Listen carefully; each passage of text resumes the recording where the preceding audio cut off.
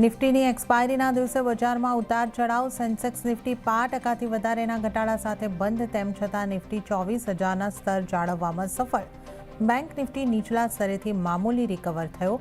Mid cap small cap recover થઈને લીલા નિશાનમાં બંધ. સીઝ ફાયરની વચ્ચે યુએઈએ કર્યો ઈરાનના હુમલાનો દાવો.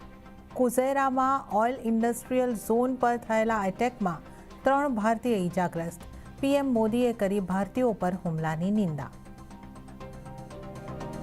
પશ્ચિમ બંગાળમાં 9મી મેના રોજ ભાજપના મુખ્યમંત્રીનો શપથ ગ્રહણ. બંગાળમાં ભાજપના અધ્યક્ષ સમીક ભટ્ટાચાર્યની જાહેરાત. 9મી મેના રોજ છે રવિન્દ્રનાથ ટાગોરની જયંતિ. બંગાળ અને આસામમાં સરકાર બનાવવાને લઈને એક્શન મોડમાં ભાજપ. અમિત શાહને કોલકાતા અને જેપી નડ્ડાને આસામના બનાવવામાં આવ્યા પર્યવેક્ષક. બંગાળમાં બીજેપીની ઐતિહાસિક જીત બાદ વિપક્ષી દળોએ લગાવ્યો વોટ ચોરીનો આરોપ. મમતા બેનર્જી બોલ્યા 100 સીટોની થઈ છે લૂંટ. અખિલેશે કહ્યું રાજનૈતિક ઇતિહાસનો કાળો દિવસ. બીજેપીએ કર્યો પલટવાર. વિપક્ષના આરોપોને ગણાવ્યા પાયાવિહોણા. અને રાજ્યમાં વૈશાખમાં જામ્યો અષાઢી માહોલ. ઉત્તર અને દક્ષિણ ગુજરાતમાં વરસાદ. ખેડૂતો ચિંતામાં.